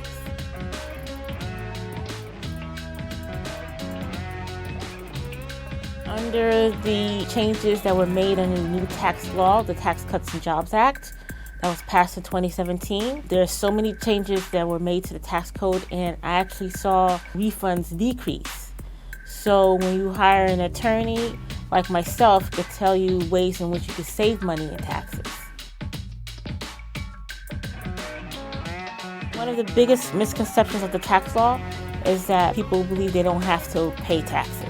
If you receive income, even cash income, you have to file a tax return if you make more than $400 for the whole year if you're self-employed. And another misconception is that people think their tax debt will eventually go away. It does not. So it's best to address it as soon as possible. And you can hire someone like me to see if you qualify for an offer and compromise application to settle your tax debt, because the IRS can be very aggressive, and also states like New York could garnish your paycheck, levy your bank account, suspend your driver's license if you do not resolve your tax debt. Prior successful results do not guarantee a similar outcome in the future. All right, let's go to Malini in Latiz, Pennsylvania. Malini. Yes. Hi. Okay, I had filed a I-130 for my husband back in April. Right. And then, along with the adjustment of status, and then I got a letter back from them saying that they need extra evidence and to fill up an I-130A for my husband. Right. Which we did, and we sent back evidence of everything, the marriage and everything. But since then, we haven't heard back anything from them. How long has it been? Well, we filed in April, and then I think they received the extra evidence, they said, in October. All right, so this is the story. When you file papers and immigration says you need more evidence, what they're basically saying is you screwed up. But we're going to give you a second chance to get the application right before we deny you. That's basically what happened. So everything you did, all that waiting between April and October, was your case never left the starting gate. Until you had a complete application at immigration, it just kind of sat there, not processing. So it's as if your case was filed in October 2019, which means that your case has only really been pending for 3 months now. Okay, and so did you get fingerprinted? No, nothing yet. All right. Well, I don't know the answer why you didn't get fingerprinted. I'm obviously not working on the case. You should have gotten fingerprinted. I'd be concerned about that. I don't know the answer. All I can tell you is that your case has only been processing 3 months. Why don't we wait another couple weeks, see if you get a fingerprint notice? If not, I would give immigration a call to see if they mailed one out and you got lost in the mail. And if they still nothing happening, then give us a call back in a couple weeks. Okay, because I didn't file the work permit authorization. Was I supposed to file that along with the adjustment of status? Because then he's not getting a work permit. Okay, because I didn't file that. Malini, you're screwing everything up. So that was supposed to go in with the adjustment of status? Yes. You realize you're screwing everything up. It's a man's life. It's not just filling out a form. Okay, so he should have been working already. Yes, had you done... He's still 6 months away from working because you're screwing everything up. Can you imagine how much money he would have made working if you just invested a little money in going to see a lawyer? Yeah. All right, hold on. I think you need help. Let's go to Junior in the Bronx. Junior. Yeah, hi Brad. How Good you doing? evening. Yeah, I'm not bad. I want to ask a question for a friend. He has a girlfriend. He had overstayed in the country from last year March, and he had a girlfriend. He has a girlfriend here, and they are planning to get married. But the thing is, she hasn't been working from 2017, and she's also on food stamp. All right, so this is here's the answer. Get off of government assistance. She should find a job, but certainly get off government assistance and get a second affidavit of support from somebody, and they'll be fine. If she stays on government assistance and doesn't get a second affidavit of support, case will be denied. Straightforward. Okay. She's on Section 8. Section 8 would not be as problematic as the food stamps, and get a good second affidavit of support. Okay. Thanks, man. Thanks very much. Okay. All right, let's go to Michael in Houston. Michael. Michael. Can you hear me? I do. Michael, how are you? I'm good. How are you doing, sir? Good. What's going on? Yeah, but I have a situation. Back in 2012, I had a child when I was in Africa. So when I have been taking care of this child because the mother abandoned the child at a tender age. Uh-huh. So, This is your biological child? Yeah, I think, I believe You're not sure. No, at that time, I wasn't sure. So, are you aware now? Is this your biological? Yes. It is. I know. He's not my biological. He is not. How old is this child now? He's 7. Okay. What is your status here in America? Well, I'm a conditional green card holder. What about your wife? Well, my wife was, as I said, we divorced, and I'm about to get married this year. So wait. You're a conditional green card holder. You're getting divorced, and you're going to marry somebody else? No, we got divorced already because things didn't work out, and I had to fight for the condition to be removed on my green card. Based on a divorce? Yes. Okay, and did that get approved yet? Right now, they send my case to the benefit center, which I'm still waiting. So you're still waiting on, but you're gonna. In the meantime, you're gonna get married to your next wife. In the meantime, correct? Yes. Okay. Because All right. So when? All right. 2 years now. Okay. So and that next wife, that's a U.S. citizen as well, correct? Yes. All right. So basically, this child has no relationship to you. So you can't sponsor this child, but what you can do is it sounds like this child's an orphan. There's no mother because the mother abandoned, and nobody knows who the father is. You're certainly not, but nobody knows who this father is. So this is an orphan. So what you would need to do is have your wife, or future wife, who's the U.S. citizen, sponsor this child as an orphan to come to the United States to do an adoption here. It would be your future wife who's adopting the child to bring the child here. That would be the only way to get the child here. Okay, but the thing is, Brad, my name is on the birth certificate. That's fine, but you'll do a blood test to say I ain't the father. There is no father. I know, but I sent money for the adoption to be done. Then you're doing it wrong. Okay. If you do an adoption in Africa, you will never get the child here. You have to prove the child is an orphan, strip the child of their parental rights, bring the child here to America, and then do the orphan petition. So what form do I have to? Does she have to? It's not a form. It's a whole process. You need a lawyer to do it. You need to strip the parents of their parental rights. You need to do a pre-adoption in America. Get a judge to say when this child comes, I'm going to sign an orphan petition. It's not fill out an immigration form. Do you know this other last call, the woman from Pennsylvania, she thought it was filling out an immigration form. She's waiting a year. They still haven't even left the starting gate on her application. She never filed a work permit for her husband. It's not filling out forms anymore. I don't know why people think you fill out a form and you're okay. Because you want to know why? If you were just filling out a form and that's all you had to do, there would be no Bradshaw Live. The fact that Bradshaw Live exists every day and people call with questions every day would lead anybody to believe it's not just filling out a form. Okay, so Brad, this is the thing. So now my wife to be is has a process that is going on for her mom to come to the United States. Would that affect if she's trying to bring the child? Say that again. My wife to be is in the process of bringing her mom from Africa as well, and the case. That's fine. One has nothing to do with the other, as long as you have good affidavit of support. Okay.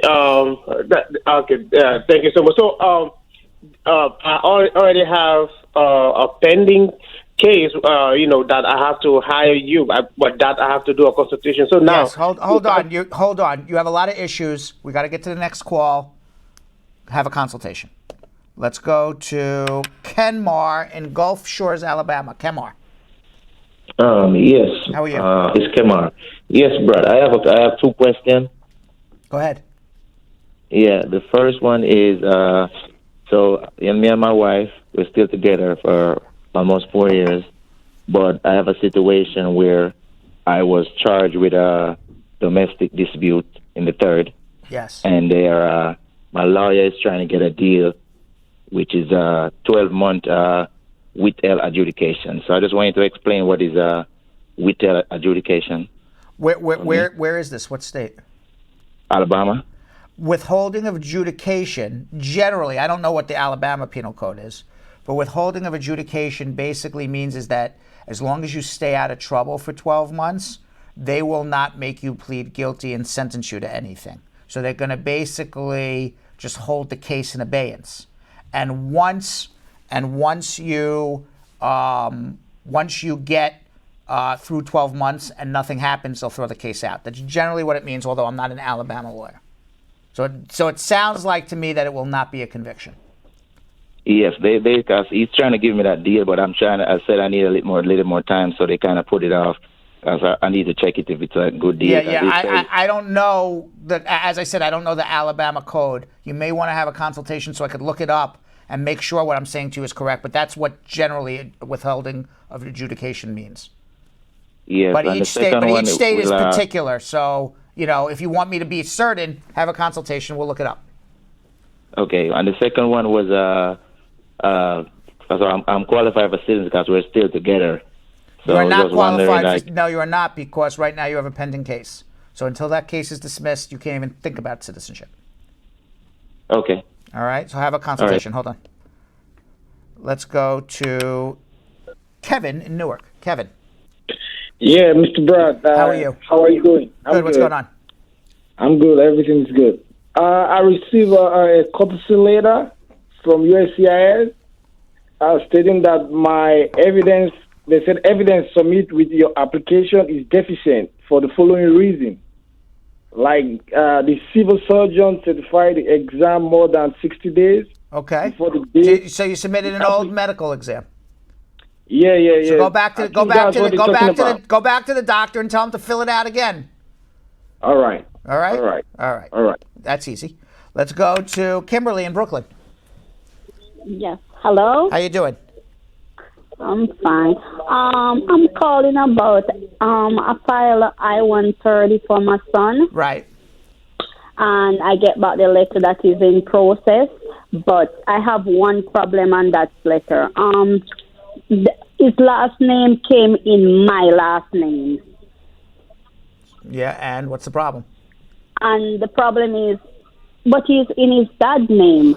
So why his last name in my last name? Maybe they made a typo. I don't know. But it could always be fixed after it's approved. Don't worry. So should I call them? No, because you're not speaking to the person who would be in charge of changing the name. You're speaking to an outside contractor who's not going to do anything for you. Just leave it alone for now. Once the approval comes, you could always fix it. Don't worry. Okay, thank you. All right. Let's go to Nick in Orlando. Nick.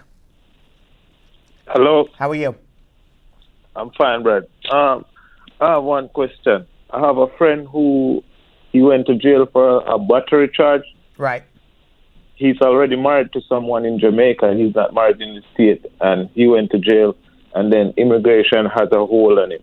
I want to know if there's anything he could do to get off of that hold. Or he got to face deportation. If immigration has a hold on him, he's facing deportation. Whether or not he wins his deportation case, don't have the slightest idea. How would I know? I would need to know a whole host of things. How long he's had a green card? What other family members does he have here? What's the seriousness of this assault? How long was he sentenced? What section of law was he found guilty of? All of these things I don't have any answers to. So he needs a consultation, or someone needs to come and have a consultation with him. So hold on. Let's go to Marlene in Queens. Marlene.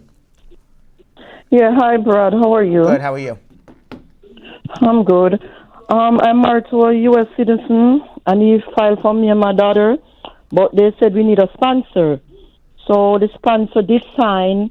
I do fingerprint already, but immigration sent me back a letter, said they need more proof from the sponsor, from the eye age 64. All right, so so Marlene, you filed papers. You did it wrong because you needed a second affidavit of support. You then give a second affidavit of support. You do the second affidavit of support wrong. And luckily for you, immigration writes you back and says you've screwed up twice. I'm giving you a third opportunity. They said they need his tax return. So you screwed up. You screwed up. Why are you calling me? So give the tax return. Yeah, he gave it to me, but it didn't sign. It didn't sign. He don't want to sign it. I don't know why I asked him to come and sign it, but I want to know what I should do because he's not signing it. And he approved to do the sponsor. Well, then you need to get a copy of a signed tax return, or alternatively, you can have him get a printout from the IRS, or you can submit an unsigned one and hope they accept it, or you can get an affidavit of support from somebody else. But what I am telling you right now, it just blows my mind that every day, and this is now the third call out of 15 calls we get. I submitted something to immigration. Marlene, let me just talk. Yeah.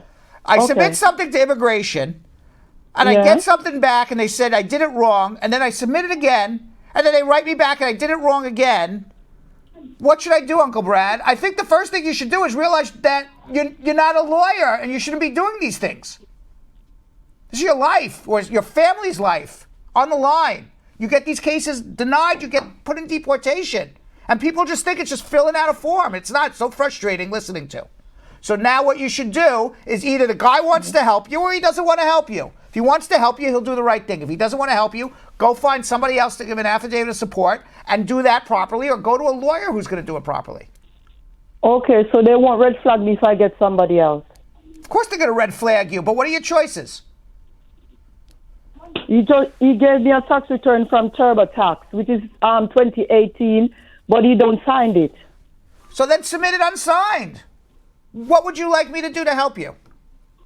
I want to know if I could send it in unsigned. Send it in unsigned. Do I know whether it's going to be approved? You've already screwed up twice. So you're saying to me, Brad, I want to know if I submit this, I'm going to get a green card. And I'm saying to you, you've already done everything wrong.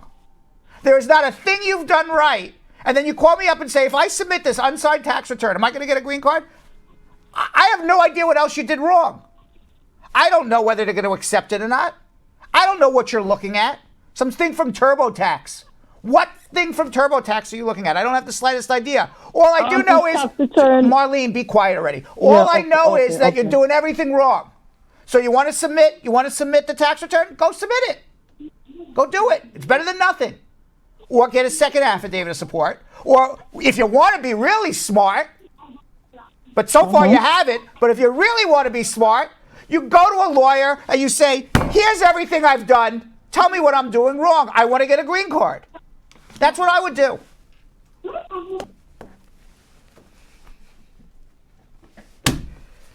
What's next? What's next is my Instagram account. If you didn't get a chance to get yelled at by Uncle Brad today, you can always drop me a DM on Instagram. Get yelled with the fingers. Yes.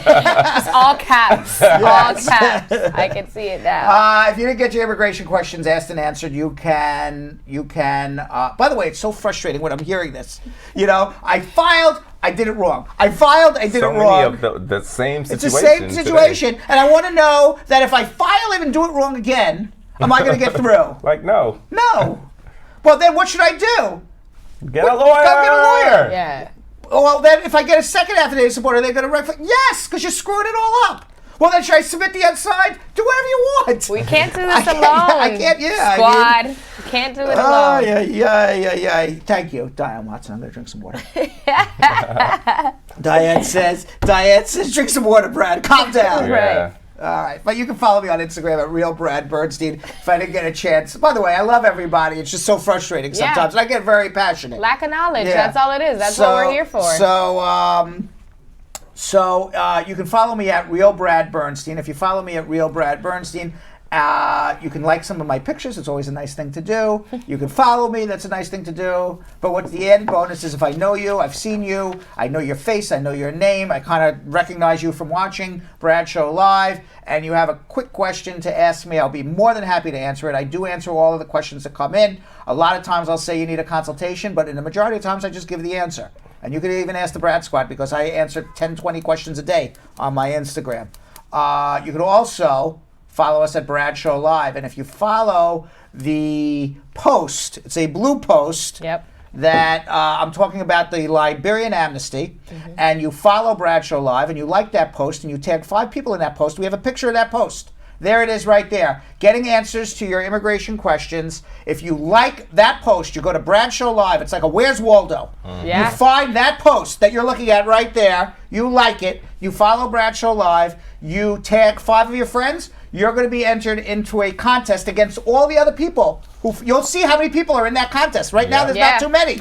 Your chances of winning are a lot. You can see there's not that many people in that contest because how many people have tagged 5 of their friends so far? And I'm going to pull your name out of the machine on Hump Day Wednesday, and we will give somebody, a lucky person, a free consultation. Yeah. At my consultations, I don't yell at you. Why? Because you're coming in with all your documents, and we can have a normal conversation. Right. All right, and here we stand. Nesquick and Yo-Yo. Team.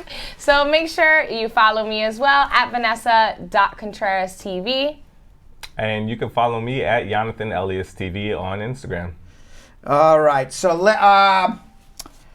Moshe the Bulldozer Baruch. Yep. You know that guy? That's always such a tongue twister for me, that name. Moshe the Bulldozer Baruch. He discusses what to do if you're involved in a car accident. Let's watch.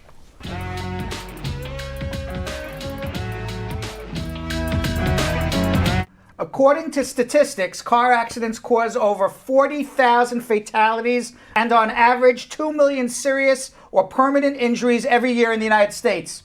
Unfortunately, it has been reported that these numbers continue to rise despite improvements in automobile safety features. Perhaps the reason is the number of drivers on the road. In 2019, there were more than 227 million licensed drivers in the United States, according to carinsurance.net. Serious vehicular accidents are terrifying and catastrophic to be involved in on many different levels, physically, emotionally, financially. Having a good attorney to pursue compensation for you after a car accident is important because the process can be incredibly difficult even when all involved parties are insured. With me today to explain what to do if you or a loved one is involved in a serious automobile accident is Spar Bernstein's partner, personal injury attorney, Moshe the Bulldozer Baruch. How are you? How you doing today? Hey, Brad, it is good to be back. So, Moshe, you do this all the time. What's the first thing somebody should be doing if they get into a car accident? When you're involved in a car accident, the first obvious common sense thing to do is to call the police. The first thing you want is to document exactly what happened, how it happened, and why it happened. Take out your phone if you can, take videos, take pictures, as much information as possible. Should you be calling an ambulance too? Of course. If you're injured and you can, and you're obviously your hands are working, your Bluetooth is working, you want to call the ambulance. The longer you take to get treated, the more likely it is that an insurance company can argue that your injuries did not result from a car accident, happened somewhere else. Brad, that is an excellent point. Now, a lot of people, when they get into a car accident, they don't realize that your whole body has adrenaline rushing everywhere, even to the injured body parts, which you won't even know until probably a couple of hours or even maybe a day later. So instead of telling, or asking yourself, should I do it now or later when the pain comes and goes, do it immediately at the scene of the accident. Have yourself examined, have a doctor evaluate you, and document that immediately after the accident you wanted medical attention. Now, a more important point is having an EMS take you from the scene to the emergency room. Why? Because that'll show that you are seriously injured. Because as you know, Brad, one of the things you have to prove in any motor vehicle accident is that you suffered a serious injury. So if you show that an EMS ambulance took you from the scene of the accident to the emergency room as opposed to taking your car, taking it home, having something to eat, and then presenting to the emergency room, the first instance is better because you've just showed the insurance company that you had to be taken from the scene to the emergency room. Now, a lot of people are saying, whoa, whoa, whoa, whoa, whoa. Oh, that was it. Wow, I didn't realize it was ending so fast. I didn't realize it was ending so fast. What? What am I supposed to hold on? Nope, it's all right. We're moving forward. We got Right. to do something we like to call social media checking. Yep. This is the time. We had a little snafu there. A snafu. A snafu. Little Never heard of that. technical Little difficulty. technical difficulties. All right, guys. Our first one comes from Renee saying, my husband is a green card holder. March will be 5 years since. However, I came here on a visitor's visa 2018 and got married. I filed the paperwork, did the biometrics, then got a letter asking for proof of my husband's citizenship. So I went to see a lawyer and said, he said I shouldn't have sent in all my documents. Only thing was needed was the I-130 because I'm out of status. So what should I do, Brad? Well, if you were in status when you filed the adjustment, then you're okay. If you were out of status when you filed the adjustment, then that lawyer is correct, and you got to wait on your wife's citizenship, and your adjustment's going to be denied, and you got to hope you don't get put in deportation, which goes back to all of the other questions I said before. Stop just thinking you just fill out a form and submit it to immigration and hope for the best. So they gave her 87 days to respond to give proof of his citizenship, and today the husband put in the papers for his citizenship. Well, you're not going to be a citizen in 87 days. It Right. takes about 6-9 months. All right. Alrighty, the next one comes from Dre Don't Care. Planning on submitting my 485 in a couple of months to adjust my status from asylee to LPR. Want to travel abroad, not home country, before or by the time it's approved. Would you suggest filing the I-131 before at the same time, or wait until the adjustment is approved, then I file? Or is it okay to travel with home country's passport with a valid green card obtained under such basis? I don't understand that question. By the way, are we live on YouTube right now? I don't think we are. Yes, we are. We are? I don't see us live on YouTube. Let me try again. Okay. Can you ask the question again? Because I was looking at YouTube. Alrighty, so planning on submitting my 485 in a couple of months to adjust my status from asylee to LPR. Want to travel abroad, not to their home country, before or by the time it is approved. You have to apply for a refugee travel document on I-131. Continues, and he says, would you suggest filing a 131? An I-131 for the refugee travel document. When you file the adjustment, you can apply for advance program. Yep. Afnan saying, I want to know about CSPA. What's the priority approval date? Tell about changes in law in 2020. You want me to tell you about the Child Status Protection Act in 2020? It's the same as the Child Status Protection Act in 2019. There's about 20 different rules on the Child Status Protection Act, depending on what type of case you have, and they're specific in terms of how long visa petitions are pending and at what age an applicant is when the case is filed and when the case is approved. And it also depends on when priority dates become current and when you did certain things to keep your age under 21, which means you got to tell me your specific problem, and I'll tell you whether you're under the Child Status Protection Act. Next one comes from Romo Morzo. He asks, after being granted asylum, what do I need to file for my kids who are still back home in Africa? There's a form I-7 something or other, which is for the derivative beneficiaries of children under 21 who were under 21 when you filed for your asylum. So you go on USCIS website and you fill out that form. Claudia is saying, how long will it take for NVC to grant a green card appointment via consular processing after submitting DS-260 if the priority date is current? Please, this is from 29 Super C. 29 Super C, I have a problem. It's one of these days. Dead battery problem. That's why nobody's hearing me. Ooh, my battery is dead too. Oh, really? Everybody's battery is dead. Squad. All right. What is happening? Oh, wait. We're all good now. Don't worry. I have an empty box of batteries. Oh, great. Have no fear. No solution is here. There's all sorts of solutions. Well, my battery is full. All right, so why don't we do this? Let's go to Wilmot Collin. Oh, I can't even read this. Give me your microphone. Why don't you say it? Here, you go this. Here. Okay, so we're going to Wilmot Collin as the mayor of Atlanta, Montana, and currently running for Montana's U.S. State Senate seat. Wilmot is also a refugee of the Liberian Civil War. He and his wife fled in the midst of one of Africa's most brutal civil wars that killed over 250 people. The Collins... 250,000 people. Oh, 250,000 people, yes, excuse me. The Collins resettled in the United States 24 years ago. On December 20th, 2019, Donald Trump signed a bill allowing Liberians and their spouses and children to apply for permanent residency if they have maintained a continuous presence in the U.S. since November 2014, when the Obama administration approved temporary protected status for the country following an Ebola outbreak. In making the announcement, Trump cited the unique history of Liberia, a nationally funded in 1847 by freed American slaves. To celebrate this turn of events, we thought it was appropriate to air Mayor Collins' interview with Brad Show live when we were able to catch up with him in Montana. He spoke with Jordan Durai Roberts, an immigrant activist who lives in Montana and has appeared on our show as well. Wilma is an inspiration and the perfect example of the American dream success story. Let's watch.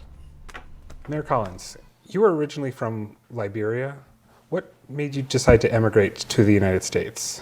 Well, I didn't decide. It's just that we got into a bloody civil war. Liberia was established by slaves that were free from America. And they went back to Africa and they established a government on that land. And Liberia is the first independent African nation. In fact, when the slaves arrived, they named places like what they were used to here. Because in Liberia, I'm from Maryland. We have Louisiana, we have Georgia, we have Mississippi, and I went to school in Virginia. Those were places the slaves lived. Things got really terrible when the military took over, April 12, 1980. And things got different. Because in Liberia, if you couldn't say anything positive about the military leader, you dare not say anything negative. A lot of people fled Liberia because things were not just the way it used to be. And one of those that fled was Charles Taylor. He fled and went to Libya and got training in Libya and decided to go back to Liberia and take over the country. He and his rebels entered the country December 24th, 1989. And they systematically took over the country. When the rebels hit Monrovia, we fled into the safest area in Monrovia, which was around the American embassy because they had the Marines protecting the property. And my wife and I were advised that the war would hit Monrovia, but we had to save enough food and water for 10 days. The war would come and go. The war lasted 14 years. So you can imagine how many people died of starvation. We ran out of food. I lost 2 brothers in that war. The war got so bloody that other West African countries saw how bloody the war was and decided to get together and send peacekeepers into Liberia. And when they sent peacekeepers, they told Liberians, if you want to leave on the ship that brought in the peacekeepers, you're allowed to leave on the ship. So the first ship came and left. We were unable to get on it. The second ship came, and my mom, my brothers, my wife, my sister, we all sat down on a Thursday evening and prayed about it. We were wondering whether we should go or not, but we eventually decided we were leaving. When we got to the port to get on board the ship, the line was more than a mile long. We had to stand on line Friday, we stood on line Saturday, we stood on line Sunday. Finally, 9:47 p.m., my wife and I were chosen to get on board the ship. It was estimated 10,000 Liberians got on board that ship. The journey from Liberia to Ghana on that ship was another 3 days. And there was only standing room. There was no other way. We all had to stand. And they weren't feeding anybody, so if you didn't carry any food, you had to go without. And we had to go without because we were just the way you saw us, you know. The first morning we were on board the ship, we heard a lot of crying, wailing, just to realize that people's loved ones had died the night and they had to dump them overboard. In Liberia, I used to teach, and the organization I taught is an international organization. It's in every African country, European, it's even here in America. The SOS Children's Village. When I arrived in Ghana, I went to look for it. And when I got there, the director said, can you identify yourself? And I couldn't because I didn't have any ID, I didn't have anything. I said, no, I can't. And he said, well, we have some children from the first ship. If they can identify you, I'll help you. So the children came, and when they saw me, they started crying. I thought they would be happy to see me, but they were crying. And then I asked to use the restroom. And for the first time in 6 months, I looked at myself in the mirror. Then I found out why they were crying. When they knew me, I was 172 pounds. That day, I was 92 pounds. So I was dying of starvation. I was hospitalized for 7 days. After I got out of the hospital, because I used to teach, he put me in their local school. I started teaching again. My wife was in medical school. She started helping out in the clinic. And then after a few months, my wife said she wanted to come to America. So about 2 weeks before she was to leave, she started getting really, really sick. And I took her to the hospital, and the doctor comes out, congratulations, Mr. Collins, you will soon be a proud father. And I'm like freaking out. No, my wife has a scholarship, she's going to America. He said, well, she's pregnant also, so. And this time it was tough because I didn't mind my wife leaving, but then she was leaving with my child, or our child, and I didn't know when I would ever join or see them. So we talked about it, and she thought the best thing was for her to come. So I finally agreed, and she came. In the meantime, I was in Liberia trying to join them, and I realized the only way I could join, I had to register as a refugee with the United Nations. And that process took me 2 years and 7 months. When my wife left, it was 1991, and by this time it's 1994. When they told me I had finally passed, I called my sister. I said, hey, I'm coming to America. And the first thing she said, you don't want to go to Montana. I said, why? My family's there. She said, I was there in November, and it snowed 4 days, and I didn't see any black people. So I said, well, my family's there. I got to go there. But anyway, when I landed and I saw my daughter for the first time, it was an emotional time, you know. It seems like you were pretty welcomed here in Montana. Oh, most definitely. With the people, I met a lot of decent people. That's what kept me going.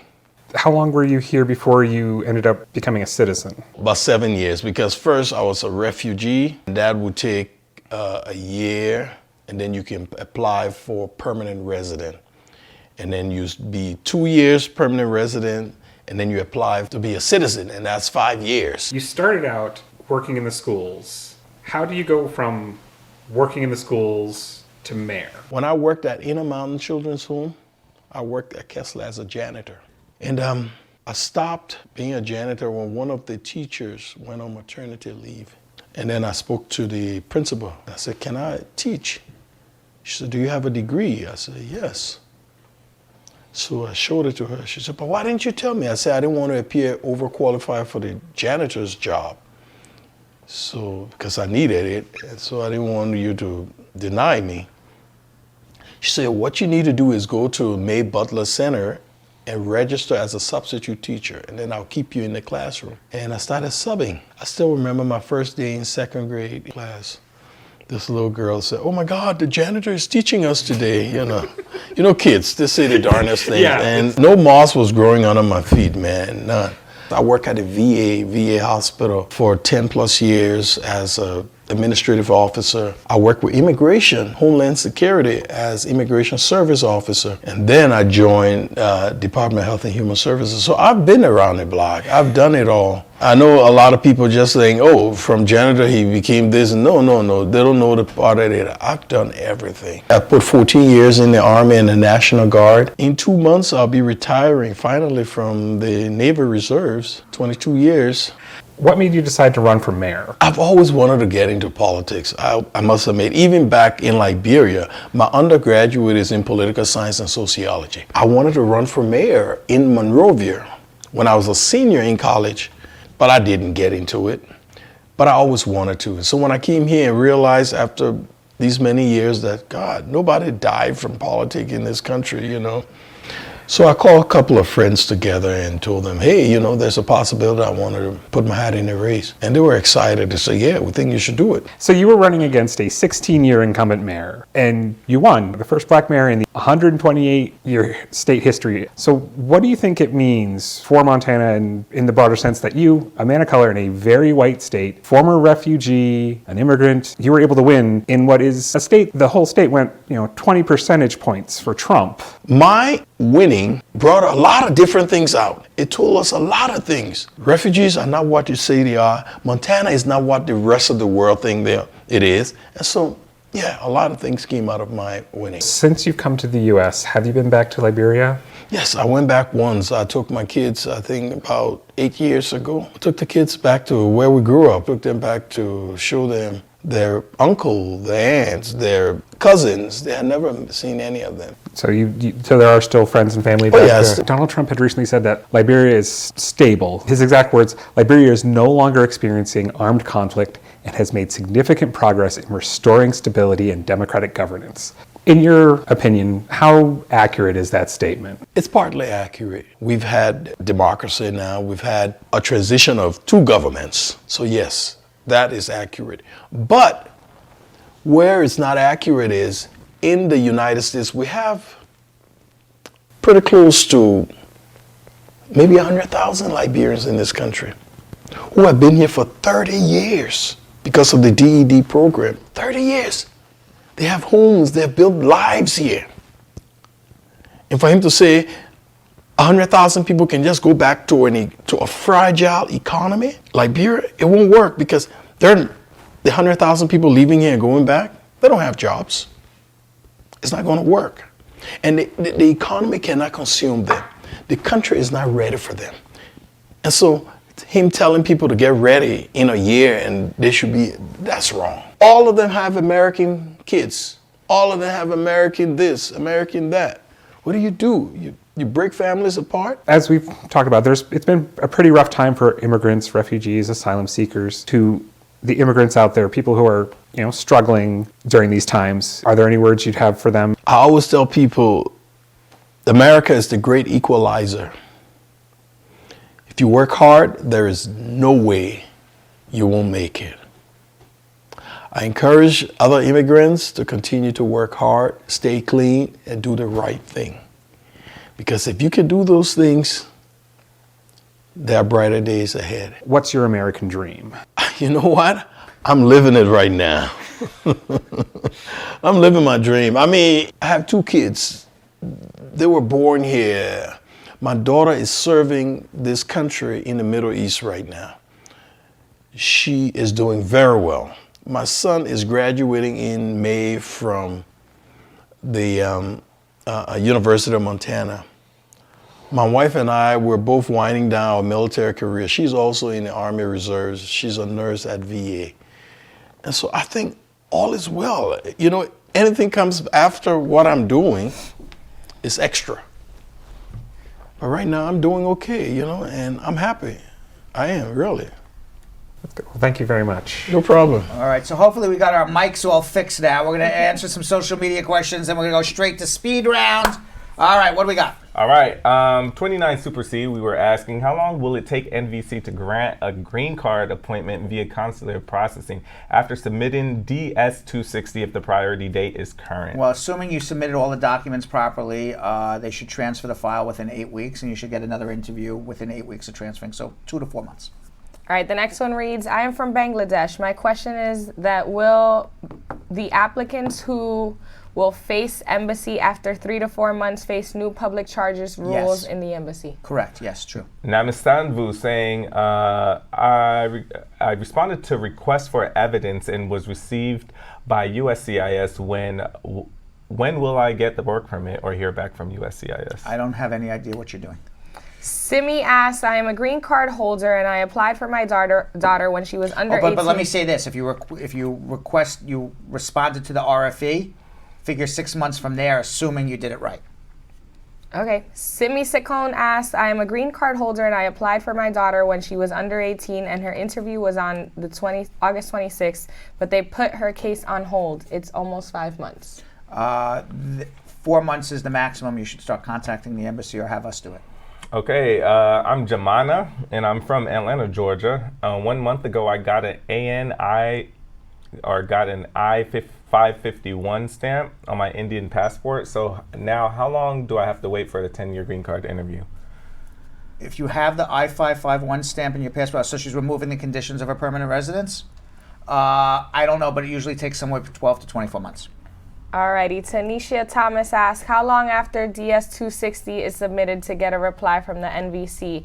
It's I-130 marriage-based petition. Well, if you did everything right, that's the same question as the first one, hopefully about 2 to 4 months.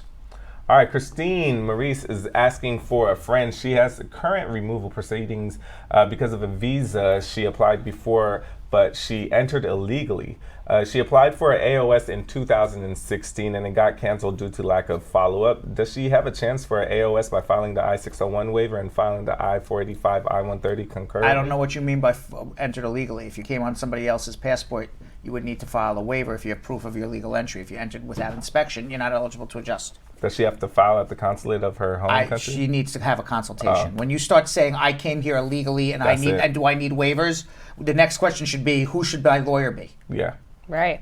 Counselor asks, from Jamaica, married to a U.S. citizen, received work permit waiting for interview, worked out of status, wife filed taxes as married, head of house. Should I amend the taxes to jointly? Yes, married jointly. Ian saying I applied to N400 application in 3 years and forgot to add 6 days that I worked in the past year. Will that be a problem? Fix it at the time of the interview. Alrighty, and last one comes from Zoricia Bird. I would like to know why are most of the mock interviews YouTube videos based on marriage-based petitions? Why? I would like to know why are most... Because that's what people seem to be most interested in. They want to know why we have mock interviews for marriages or why you just generally, that seems to be what people are interested in. You have a different type of situation, go speak to a lawyer. All right. All right. Let's get into Julian, it. put 1 minute and 20 on the clock. It's speed round time. We're going to answer how many questions? 10 questions in 1 minute and 20. There was a debate whether we blew the studio up or not because I answered it just as the place was getting ignited yesterday. So I care to stand that we were on fire and then we didn't blow things up. Yeah. Good, because we both agreed it was one of the best shows ever yesterday. I see. Came up with loyal. Yes. Yo, it's the last day of the week. All right. We can't mess this up, team. We won't because I'm here. All right, let's do it. Tress says, can I-130 and 485 be filed while J1 waiver is pending? No, you got to wait? do the waiver first. Anything new with DACA? No. Grandy says, as a green card holder, can I file for my siblings? No. Diane Wright, how long does it take for a U.S. citizen to file for a Jamaican spouse? 12 to 15 months. Lex says, I use a Medicaid and is it going to affect my citizenship application? Elmar asks, what do I need to expedite my EAD card for financial loss? You can't. Ruthie says, can a couple carry their children when going to the green card interview? Sure.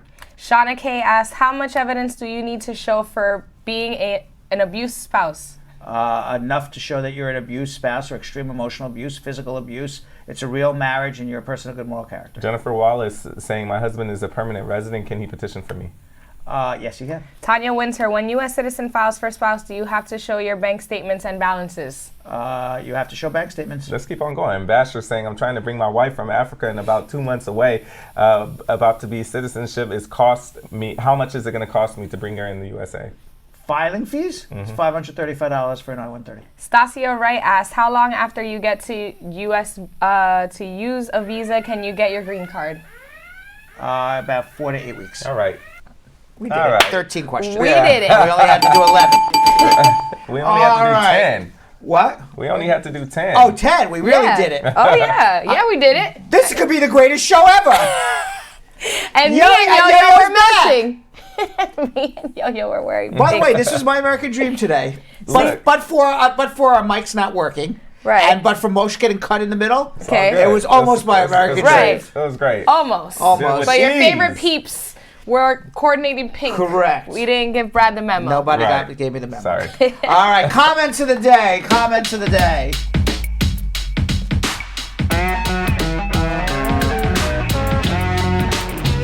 Comments of the day. Alrighty, the first one comes from Jackie Harris saying, listening to the GOAT, J. Cole, while watching the GOAT, Brad. Wow. All right. Do you know what the GOAT stands for? Greatest of all time. Just checking in on your millennial slang. He knows.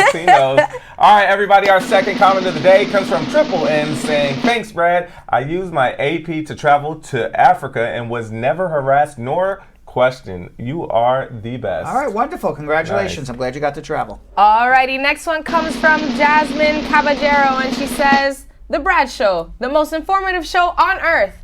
Up, squad. I like that. I agree. Up, squad. All right, our fourth one comes from 29 Super C saying, I hope you guys are ready for the show tomorrow. Brad Show Live, Yonathan, Snow tomorrow. The snow. I'm like, there's no Brad Show Live tomorrow. I was like, wait, what? But there's going to be snow. There's snow tomorrow? Not ready. I'm not ready. Oh, actually, I'm traveling tomorrow, so... Baby boy's well, baby boy, you better get the plate off the ground before the snow shows up. Okay. Or you ain't traveling anyway. As long as it's in the morning. It's not in the morning. Okay, team, and to wrap things up on Friday, our last comment of the day comes from... We got another one after. Oh, do we? Oh, excuse me. This one comes from Abigail Taylor, and she says, Watson gotta always get my Brad fixed up. Keep on being awesome, Brad Bernstein, and giving the best immigration advice. Thank you. Yes, and our last comment of the day for the week comes from Marge Higgs saying, Brad Bernstein is the man! Exclamation point. Exclamation Brad point. Bernstein is the man. The man. The man. The man. All right, we'll see you all next week. Have a great weekend. If it snows tomorrow, stay warm. Take care. And we are having a show on Monday. There. So, Sam, as part of the production, we have to say this disclaimer at the end of the show. Do you mind reading it for me? Okay, but you know, Brad, I have to do everything around here. It's bad enough I've got to remember everything that happened on the episode from the previous day. Forget it. I'll do it. The proceeding was information only and not specific legal advice. Consult an attorney about your individual situation. Prior successful results do not guarantee a similar outcome in the future. To make an appointment with the Spar Bernstein Law Firm, located at 225 Broadway in New York City, call 1-800-529-5465. That's 1-800-529-5465. Easy to remember, 1-800-LAW-LINK. That's 1-800-LAWLINK.